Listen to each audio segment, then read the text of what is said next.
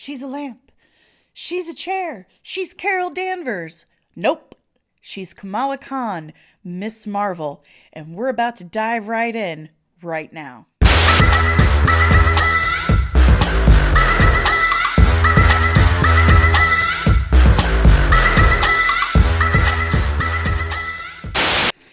Hey there, you sexy nerdlings, and welcome back to my channel!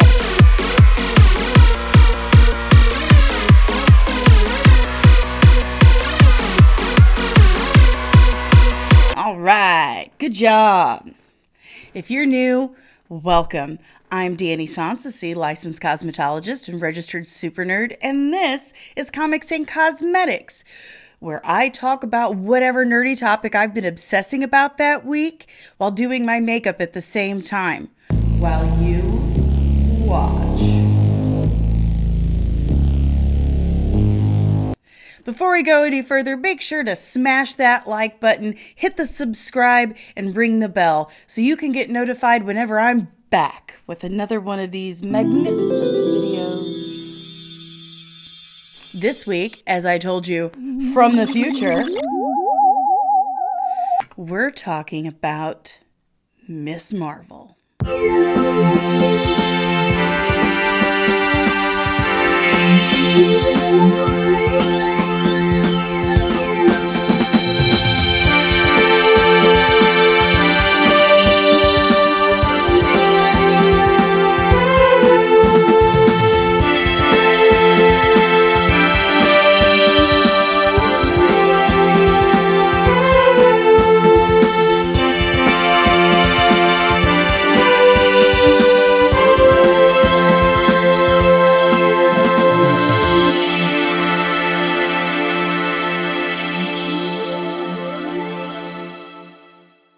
Before we dive right in to the embiggened one, I wanted to say a big thank you to all of my subscribers and all of my viewers. This has been so awesome.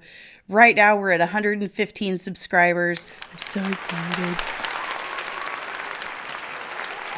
I don't know why you watch, but I'm glad you do. I want to thank everyone at the Red 5 Network and the Scarif podcast, Inside the Booth, Shanti, Ro, Brad, Tabitha, Dan. You guys have been so awesome. Thanks for helping me out.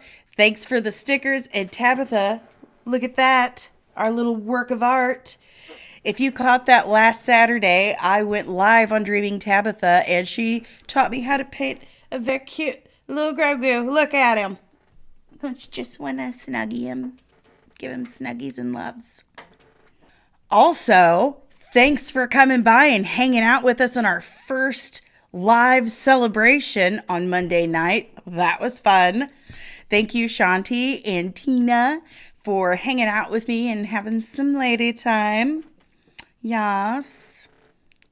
I look forward to doing more live streams in the future. I do love that chat. That's how I socialize. And don't judge me, okay? I broke 2 nails last night, and I couldn't find them anywhere to, stick them back on. So, don't judge me. All right, without any further ado, let's dive right into Miss Marvel. Miss Marvel, Kamala Khan. Carol Danvers originally went by the name Miss Marvel before she got promoted to Captain. That's nice. Miss Marvel, Kamala Khan, was created by Sana Amanat, who was the editor, G. Willow Wilson, the writer, artists Adrian Alfona, and Jamie McKelvey. She first premiered in 2013 as kind of a back of the issue thing, but got her first series in 2014. She is the very first Muslim character to get headlined by Marvel. So Kamala Khan, not Kamala, Kamala. There you go.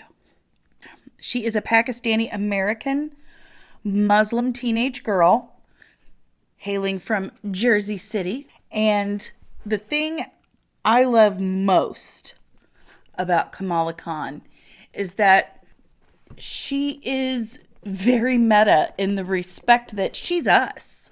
She is how many of us that love superheroes and love comic books, and when we were kids would sit and daydream like, wouldn't it be great if I could become a superhero? We all did that when we were kids. Don't lie. It's okay if you wanted to be She-Ra. It's fine. You're in a safe place here. You can be honest with us. So, Kamala is a super fan, and she even writes her own fan fiction. She daydreams about superheroes, especially Carol Danvers' Captain Marvel. Again, she's Pakistani American and Muslim, and though her family is somewhat progressive as Muslims, it is still difficult for Kamala to kind of marry her average American teen lifestyle with her Muslim practice. And she is a practicing Muslim. In fact, her comics start off with her and her friend at the convenience store. And she's just drooling over these bacon cheeseburgers, smelling them, saying, sweet, sweet infidel meat. And dude's like, look, I'm going to start charging you. You're creeping people out, sniffing the food. Either stick with your beliefs or eat the bacon cheeseburger. Which, of course, she doesn't. Because she does believe, she does respect and honor her religious beliefs. And I think that's wonderful. But she does find it difficult to relate to other teens and make friends and have them relate with her. Make friends with her. Case in point, this chick Zoe, who's just, a total Georgia. She's vapid. She's vapid and vain and just takes her crap out on others. Like all of us have experienced in high school at one point. There was always a mean girl. And if you didn't have a mean girl in high school, honey, I got bad news for you. I think you might have been the mean girl. And she does have her friend Bruno, who much later we find out that he's been in love with her the whole time. And it's a common trope in comics about and TV shows about teens. There's one person who's in love with the other and the other's just oblivious to it until it comes out and they're the greatest loves of each other's lives. Same. One of the issues she has is that, there's this big party and she wants to go, but her parents absolutely would not approve. So she kind of sneaks out and goes to this party with Bruno. We don't talk about Bruno. What? Don't act like you haven't seen Encanto too. So they go to this party and her conflict with being a practicing Muslim and an American teenage girl kind of shows up. Well, I mean, it does. It shows up. And one of the beliefs of the Muslim faith is that you cannot drink alcohol. It's forbidden. And this is a kegger. This is a high school party out in the woods or beach, whatever. It's outside. And there's going to be booze. So these kids kind of trick her. They kind of mess with her.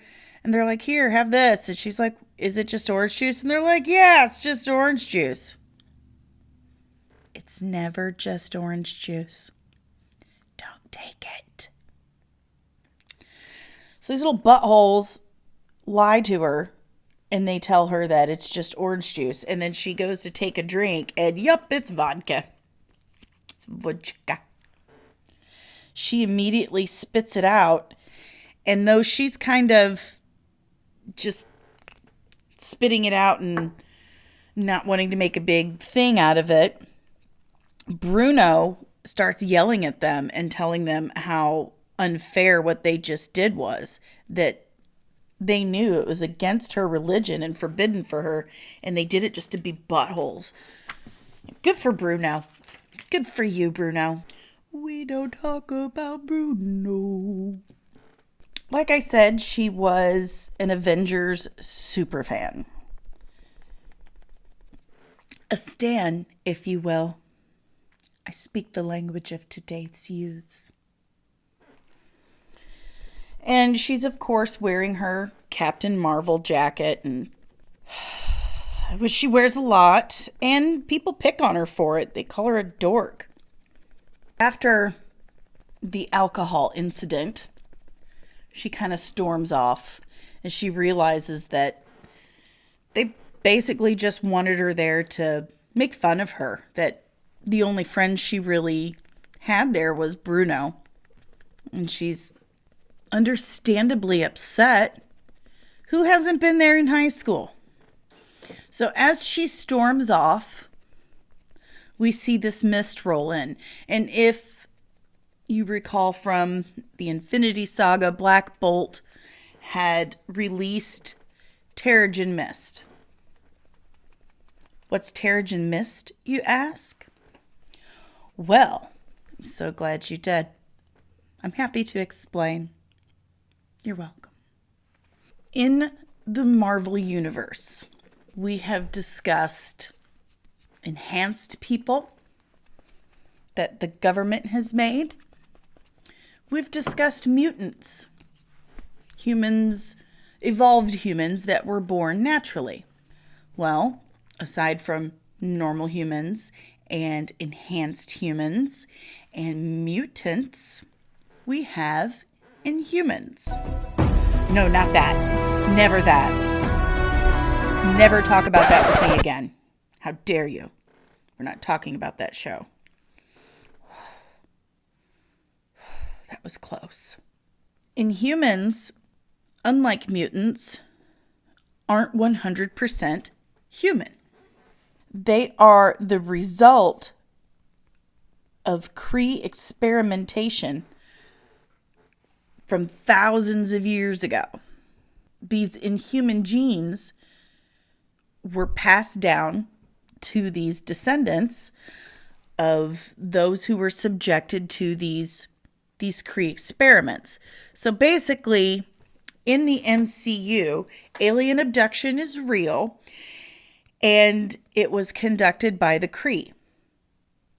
Well, how one would trigger Pterogenesis is they would inhale this pterogen mist, which is released when you crush these Pterogenesis crystals.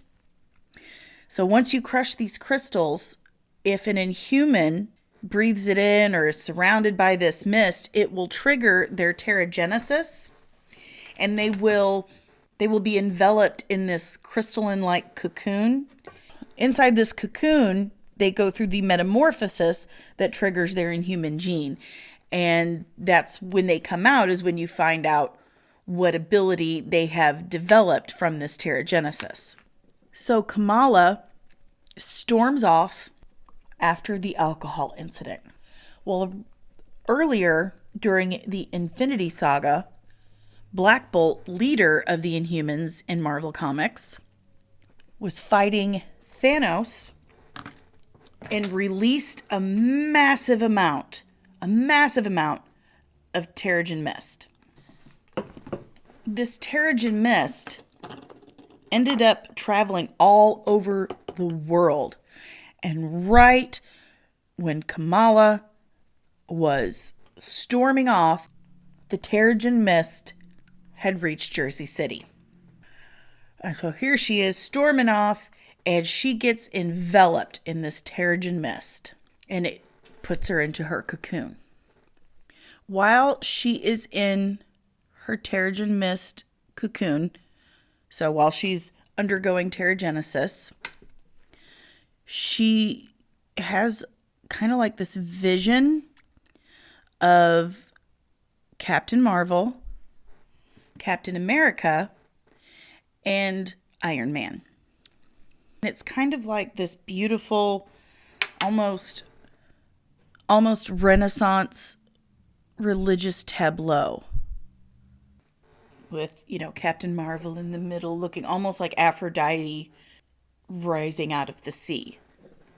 Now, as she is in this Pterogenesis and she's seeing this beautiful, practically Botticelli painting of Captain Marvel, Captain America, and Iron Man, she's having a little chat with him.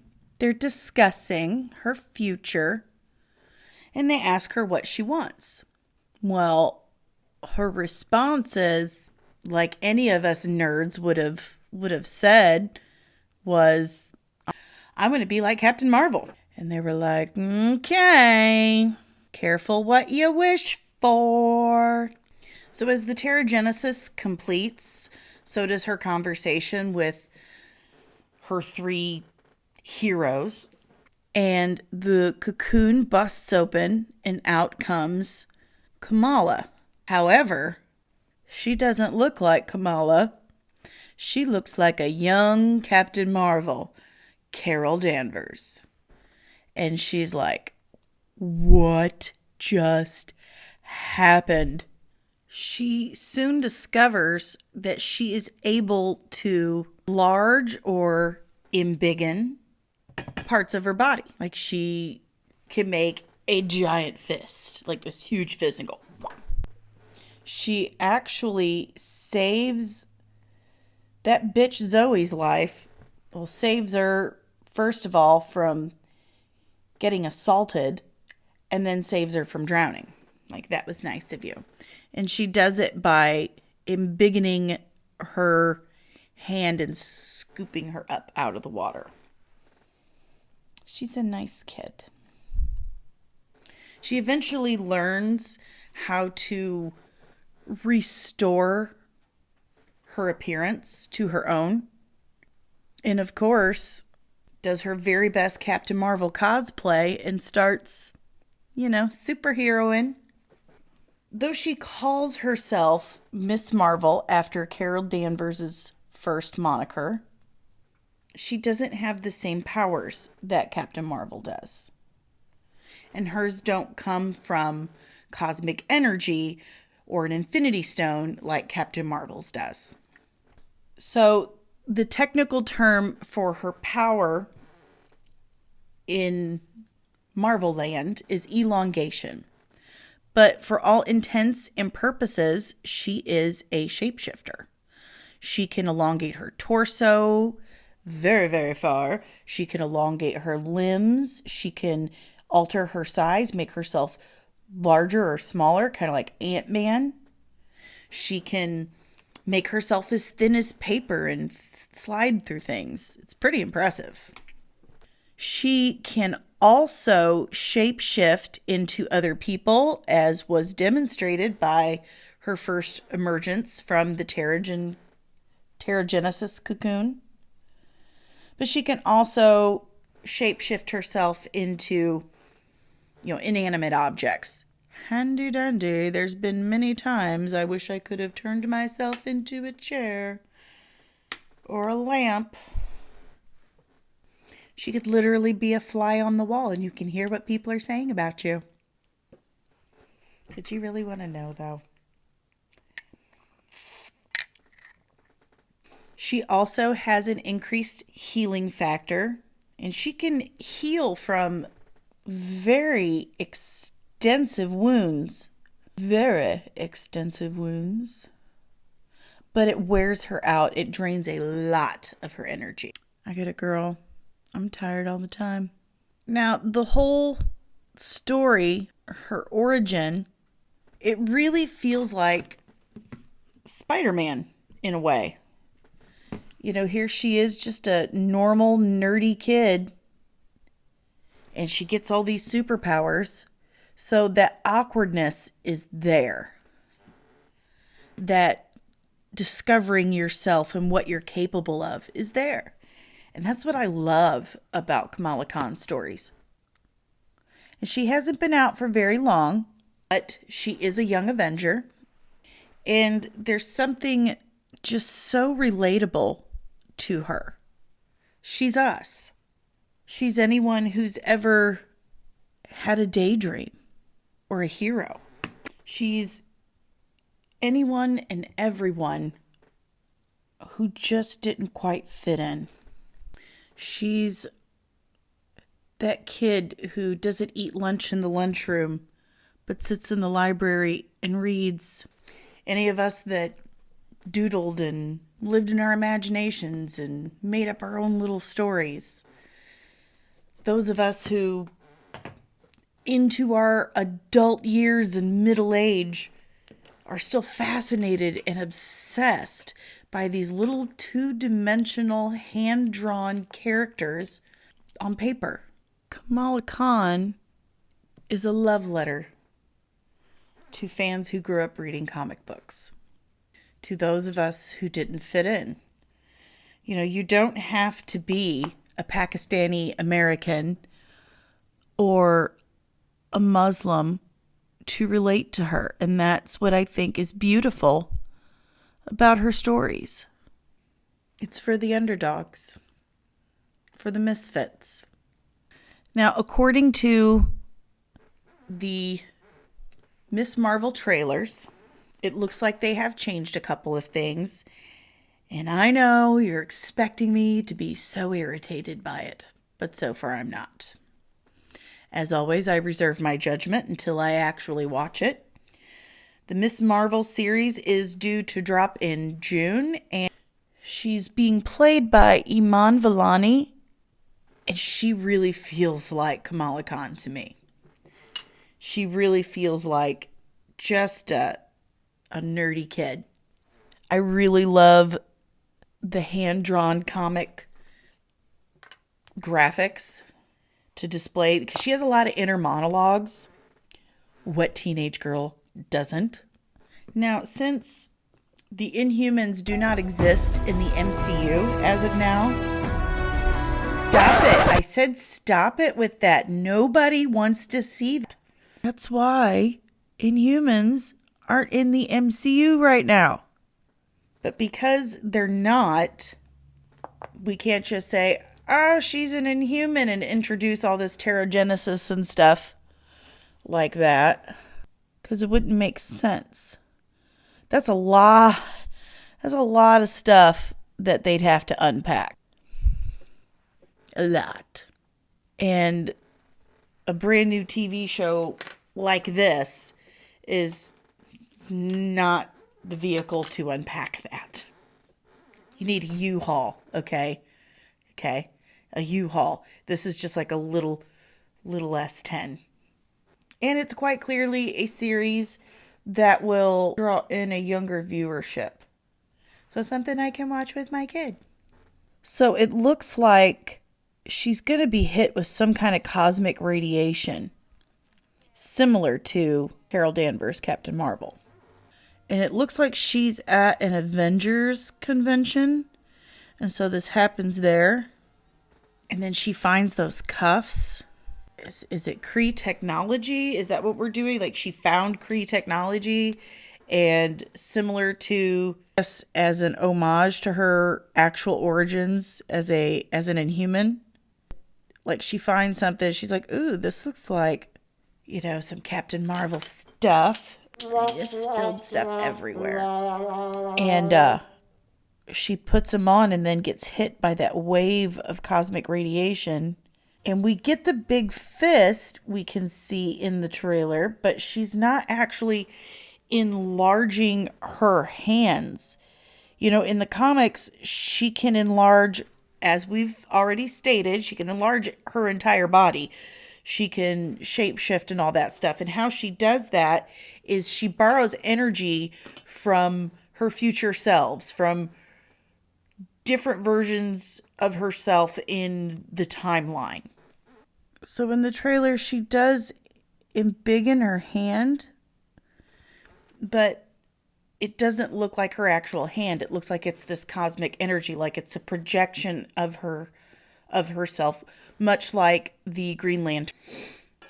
And like I said, I'm not really mad about it because, I mean, it would be cool to see her actually enlarge her hand and stuff like that. Maybe they'll get to that eventually, because as in the comics, she didn't have control over her power right away. Like, she came out shapeshifted as Carol Danvers, and it took her a little bit to figure out how to change back.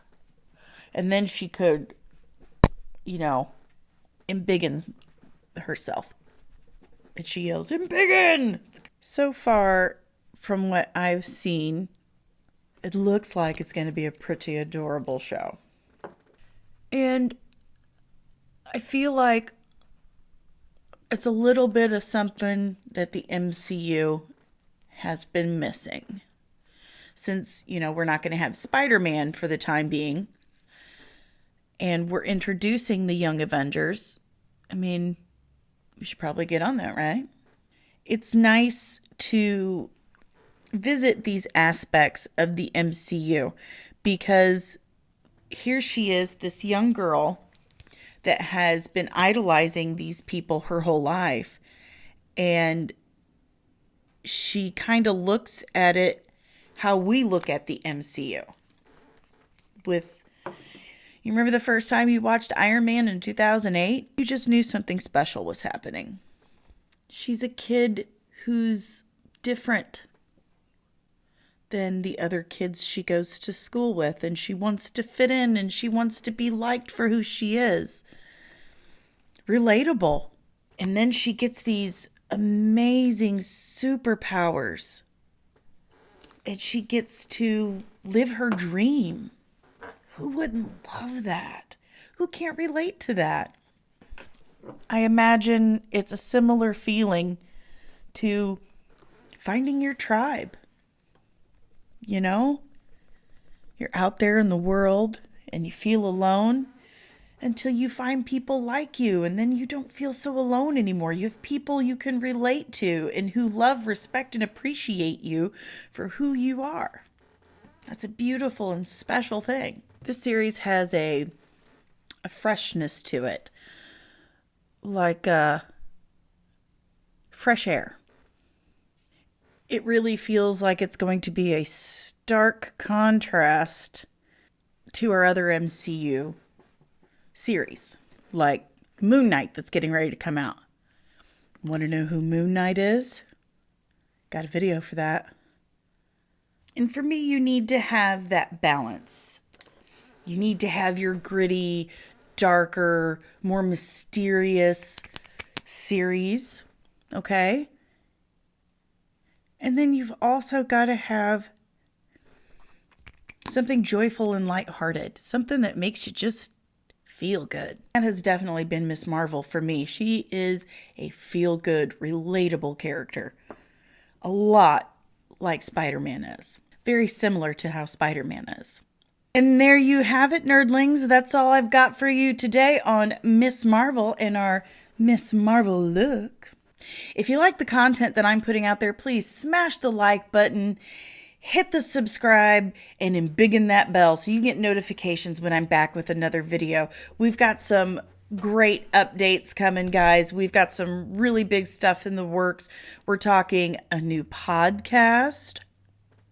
We're talking new segments where I am doing actual makeup tutorials, teaching other YouTubers how to do makeup for their face shape. Pretty excited about that. Again, I want to thank Dreaming Tabitha for having me on her show last week. That was a lot of fun, and how adorable is that? He's so cute. And I also want to thank every single one of my subscribers for helping us get to this moment and reaching our very first milestone at Comics and Cosmetics. You have made me so happy. And thank you so much to everyone who joined in our live chat last week. That was a lot of fun too, and we're going to do that more often. So, if you want to be on the show and learn how to do your makeup, send me a message, comment down below. Right there. Tell me all about it. Okay. And again, if you want to know what I'm using on my face, it is in the description down below as well. If you have some speculations, some theories about the Miss Marvel show on Disney Plus that's coming out, comment that down below too. I love talking to you nerdlings. It's the highlight of my day. So make sure you're doing that. And if you would like to follow us on social media, you can find us on Facebook and Instagram at Comics and Cosmetics. And now with our custom URL on YouTube as well. You can also follow me on Twitter at D_Sanssouci. Follow that to watch me overshare and tweet some weird, obnoxious stuff that you probably just don't care about. But I do it anyway. All right, nerdlings, that's going to do it for me. Until next time, have a wizard day. Bye.